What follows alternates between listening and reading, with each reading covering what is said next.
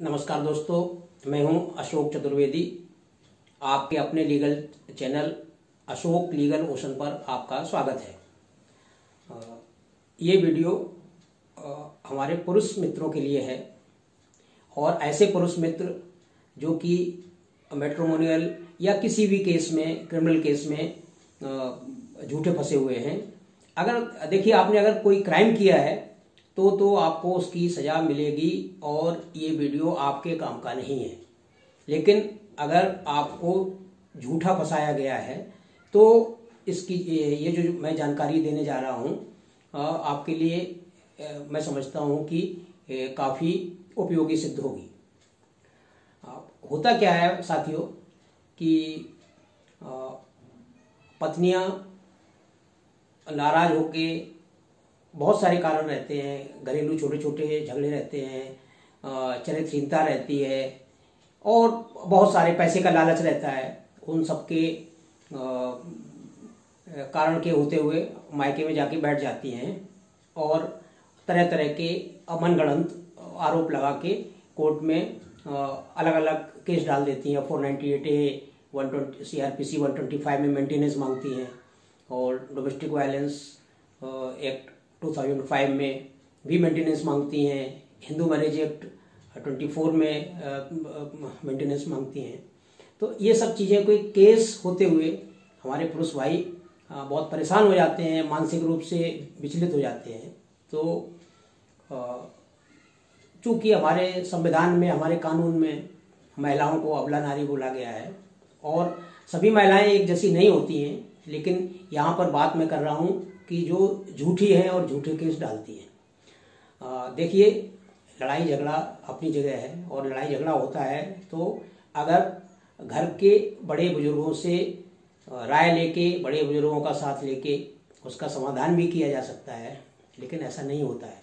जो लोग सही सलाह देने वाले हैं, घर के बुजुर्ग लोग, सास ससुर, तो उन्हीं को अपराधी बना दिया जाता है और उनको भी उसमें शामिल कर लिया जाता है ऐसे केसों में, 498A, DB वगैरह। तो अब आप खुद सोचिए कि जो आपका घर बच सकता था, उन्हीं सदस्यों को, बूढ़े बुजुर्ग चलने में असमर्थ हैं, आपने उनका नाम उन केसों में डाल दिया है। तो ठीक है, उनको डालने दीजिए, कानून में उनको अधिकार मिला हुआ है। लेकिन यहाँ पर मैं आप लोगों की जानकारी के लिए एक चीज़ बताना चाहता हूँ कि अभी हाल के ही जनवरी 2020 के सुप्रीम कोर्ट की एक जजमेंट, श्यामलाल देवड़ा वर्सेस परमिला, ये जनवरी 2020 का जजमेंट है। इसमें सुप्रीम कोर्ट ने, माननीय सुप्रीम कोर्ट के द्वारा क्लियर कट गाइडलाइंस इसमें सुप्रीम कोर्ट ने दी हैं कि जब भी कोई इस तरह का डोमेस्टिक वायलेंस का केस कोर्ट के सामने आता है तो कोर्ट इंक्वायरी करे, इसके बाद ही उस पे संज्ञान ले। अब होता क्या है, जैसे DB का केस कोर्ट में किया, कोर्ट ये भी नहीं देखता है कि इसमें DIR रिपोर्ट लगी है कि नहीं लगी है। DIR रिपोर्ट आप सभी लोग जानते होंगे कि डोमेस्टिक इंसिडेंट रिपोर्ट रहती है और वो प्रोटेक्शन ऑफिसर जो उसमें नियुक्त किया जाता है, उसके द्वारा उस घटना की पूरा तहकीकात होती है, इंक्वायरी होती है, तब जाके प्रोटेक्शन ऑफिसर को वो रिपोर्ट देनी पड़ती है। लेकिन अगर धरातल पर देखा जाए तो ये सब कुछ हो ही नहीं रहा है। महिला ने कोर्ट में अपनी पिटीशन डाल दी, कोर्ट ने समन इशू कर दीजिए। तो इस केस में श्यामलाल देवड़ा वर्सेस परमिला में सुप्रीम कोर्ट ने क्लियर कट गाइडलाइंस दी हैं कि इस टाइप से केस को समन भेजने के पहले जरूर इंक्वायरी होनी चाहिए और इंक्वायरी के बाद अगर प्राइमा फेसी वो सही पाया जाता है तो ही समन इशू किए जाए। मैं समझता हूं, अगर आपको ऐसा लगता है आपके केस में कि कोर्ट ने सबसे पहले तो आप उसमें देखें कि DIR रिपोर्ट लगी है कि नहीं लगी है। अगर लगी है और फिर क्या उस प्रोडक्शन ऑफिसर ने अपने कर्तव्यों का पालन किया है। कर्तव्यों का पालन से मतलब मेरा ये है कि उसने केवल पत्नी के बयान ले लिए हैं और आपके पास आया नहीं है, या आपसे किसी तरह से कोई संपर्क नहीं किया है, ना ही आपकी बात सुनी है और एक तरफा उसमें DIR रिपोर्ट बना दी है।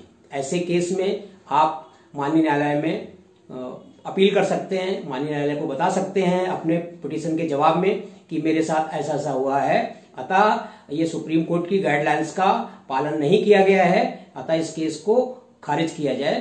तो आपका पक्ष बहुत मजबूत हो जाएगा।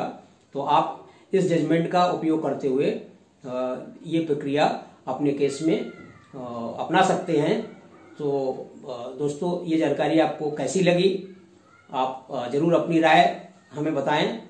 अगर आपको ये वीडियो पसंद आया तो लाइक करें, अगर पसंद नहीं आया तो डिसलाइक करें और कमेंट्स बॉक्स में अपना कमेंट्स जरूर छोड़ें। और जैसा मैं हमेशा दोहराता हूँ, ये चैनल केवल विधिक शिक्षा के लिए, हमारे पुरुष मित्रों को ज्ञान देने के लिए, ताकि वो हिम्मत के साथ अपने झूठे केस को लड़ सकें, उसके लिए है।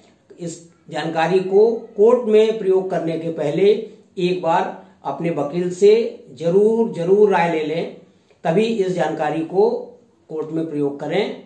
और अगर किसी तरह की कोई भी और समस्या है, कोई भी और जानकारी आप चाहते हैं, तो आप मेरे व्हाट्सएप नंबर पर, जो कि स्क्रीन पे दिया हुआ है, इससे संपर्क कर सकते हैं।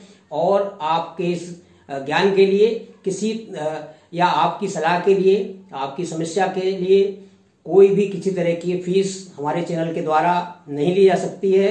इस चैनल का उद्देश्य केवल और केवल हमारे पुरुष भाइयों को मदद करना है, क्योंकि महिलाओं के लिए तो बहुत सारे कानून बने हुए हैं, कहीं भी जाके वो सहायता उनको मिलती है, महिला आयोग है वगैरह वगैरह।